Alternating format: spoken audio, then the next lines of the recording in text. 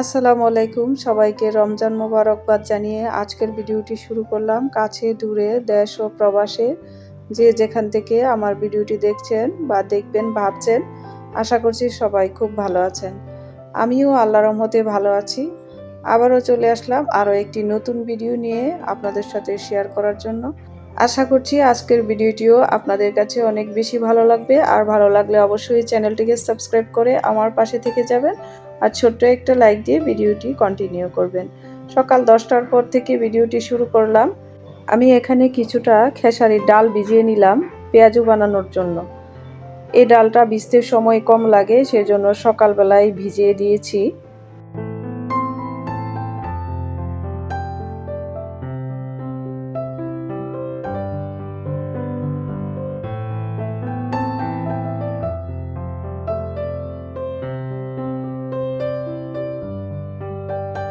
সকালের পর থেকে অফ ক্যামেরায় অনেকগুলো কাজ করে নিয়েছি। এখন হচ্ছে দুপুরবেলা আলুটা সিদ্ধ দিয়ে দিলাম, আলুটা বুটে দিব আর ভর্তা বানানোর জন্য আলুর চপ বানাবো। তো এদিকে আমার ফালুদাটা হচ্ছে, ফালুদাটাও বানিয়ে ফেললাম। তো ফালুদাটা পরিবেশন করে দিলাম টেবিলে। ইফতারি টাইমে অনেকগুলা গ্লাস বাটি লাগে, এগুলা ধুয়ে পরিষ্কার করে টেবিলে রেখে দিলাম। আর ওর বাবার জন্য ইসবগুলের ভুসিটা ভিজিয়ে নিলাম। ইসবগুলের ভুসিটাও ভিজতে সময় বেশি লাগে না, তো তারপরেও আমি সকাল থেকেই ভিজিয়ে নিলাম। আর এদিকে একটা একটা করে ইফতার রেডি করে টেবিলে রাখতেছি। আরেকদিকে আমি দুধটা একটু হালকা গরম করে নিয়ে আজকে গ্লাসের মধ্যে দই বসাবো। সেই জন্য বাজারের টক দই থেকে আমি একটু বীজ দিয়ে দিচ্ছি আমাদের দুধের মধ্যে। তো দইটা আমরা ভোরবেলা খাবো, সেই জন্য এখন বিকালবেলা দইটা বসিয়ে দিচ্ছি গ্লাসে করে।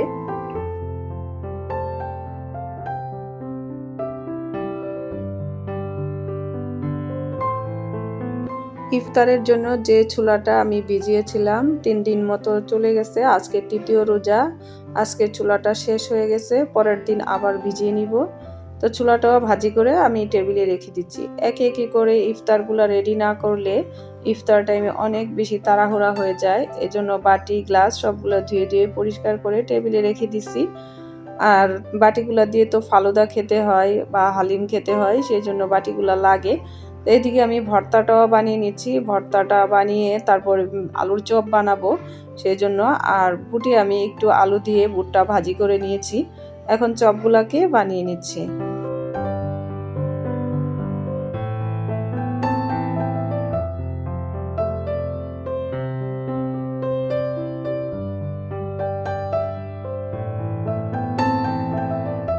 আলুর চপটা বানিয়ে একটা সাইডে রেখে দিলাম, পরে ভেজে নিব।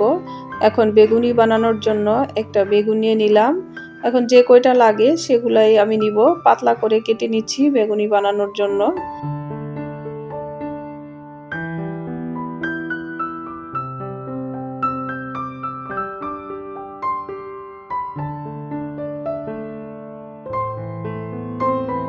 সবগুলো তো রেডি করে নিয়েছি, এখন বেসনটা তৈরি করার পালা।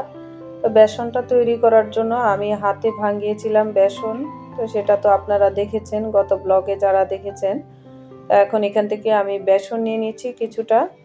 বেসনে আমি পরিমাণ মতো লবণ আর সামান্য পরিমাণ হলুদ আর মরিচের গুঁড়া দিয়ে দিচ্ছি। এখানে আমি কোনো চালের গুঁড়া অ্যাড করি নাই, চালের গুঁড়া আমাদের ফ্রিজে আগে থেকেই ছিল। আর ফ্রিজে আমি চালের গুঁড়াটা রেখে দিই, বছর বছর থাকে ভালো। তো এখান থেকে আমি পরিমাণ মতো চালের গুঁড়া অ্যাড করব। এখানে আমি 2 টেবিল চামচের মতো চালের গুঁড়া অ্যাড করেছি। বেগুনিটা অনেক মুচমুচে হয় চালের গুঁড়া দিলে। তো এই তো দেখতে পাচ্ছেন আমার বেসনটা হয়ে গেছে। আমি তো সব ইফতার ঘরেই রেডি করে নিয়েছি, শুধু ভাজা পোড়ার বাকি ছিল। তো এরই মধ্যে ওর বাবা চলে আসছে, নিয়ে আসছে হালিম আর নিয়ে আসছে বিরিয়ানি আর তরমুজ আগে থেকেই ছিল, তারপরও নিয়ে আসছে, আজকেই শেষ হয়ে যাবে। একটা তরমুজ আনলে 3-4 দিন যায়।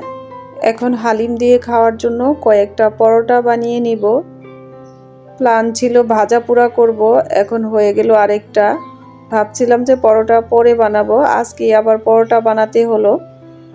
তো অল্প কয়েকটাই পরোটা বানাচ্ছি, এখানে 4-5টা পরোটার ডো হয়েছে। আর ডোটা যখন বানিয়েছিলাম তখন আপনাদের সাথে শেয়ার করা হয় নাই। ইফতারের টাইমে তো এত বেশি সময় হাতে থাকে না যে সবগুলা শেয়ার করব। তো পরোটার ডোতে আমি দুধের গুঁড়ার দুধ আর ইস্ট আর লবণ দিয়েছি আর সামান্য পরিমাণ তেল দিয়েছি। ভাজার সময় অল্প তেলে ভাজছি। আর পরোটাগুলা এত সুন্দরভাবে ফুলতেছিল, অনেক সুন্দর হয়েছে। পরোটাগুলা বানিয়ে নিয়ে আসলাম, টেবিলে সার্ভ করে দিয়েছি। এখন হালিম দিয়ে পরোটা দিয়ে খাবে। ভিডিওর এ পর্যায়ে এসে আপনাদের কাছে একটা রিকোয়েস্ট জানাই, যদি ভিডিওটি ভালো লেগে থাকে অবশ্যই চ্যানেলটিকে সাবস্ক্রাইব করে আমার পাশে থেকে যাবেন। আর যারা আজকে নতুন ভিজিট করছেন বা আমাকে দেখছেন, চাইলেই চ্যানেলটিকে সাবস্ক্রাইব করে আমার পাশে থাকতে পারেন। বাচ্চারা খাওয়ার জন্য বিরিয়ানি আছে, আমি এদিকে হালিম খাওয়ার জন্য পরোটা বানিয়ে ফেললাম। তো এই দিয়ে সব ইফতার হয়ে যাবে। তো বাকি ইফতার আয়োজনে আপনারা তো দেখেছেন, আমি ভাজা পোড়া বানানোর জন্য সবগুলোই রেডি করে নিয়েছি। এখন কি করব ভাবতেছি, তারপরও কিছু করার নাই, যেহেতু রেডি করেই ফেলেছি, এখন অল্প কয়েকটা বানিয়ে ফেলবো।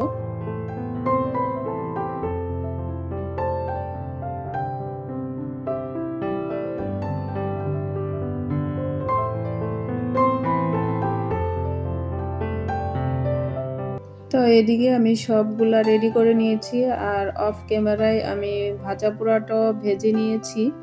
তো টেবিলটা রেডি। এদিকে তরমুজ কেটে নিয়েছি, ফালুদা তো আগেই দেখেছেন টেবিলে রেখেছি, বুটও ভাজি করে নিয়েছি। তো টেবিল মোটামুটি রেডি, বাটিও সব দিয়ে দিলাম। এখন ভাজা পোড়াটাও ভেজে নিয়ে আসলাম, অল্প অল্প করে ভাজা পোড়াটাও হয়ে গেছে। এখন সবগুলা রেডি করে আমরা বসে আছি, অপেক্ষা করছি আজানের জন্য। ভেবেছিলাম একটা, হয়ে গেল আরেক। ভেবেছিলাম ভাজা পোড়া দিয়ে ইফতার হবে, তা আজকে হালিম দিয়ে, পরোটা দিয়ে আর বিরিয়ানি আর ফল ফ্রুটস আছে। ইফতারে তো এত বেশি লাগে না। তো আমি এদিকে সিকিউরিটির প্লেটটা রেডি করে দিচ্ছি।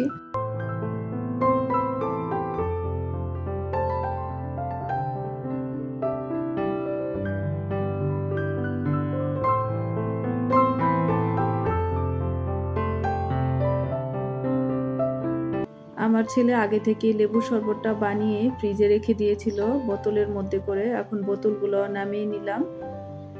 আর সাথে হালিমের সাথে যে টকটা দিয়েছে, টকটাও ঢেলে নিলাম বাটিতে। আর হালিমটাও নিয়ে আসলো, যে হালিমটাও খুলে নিচ্ছি।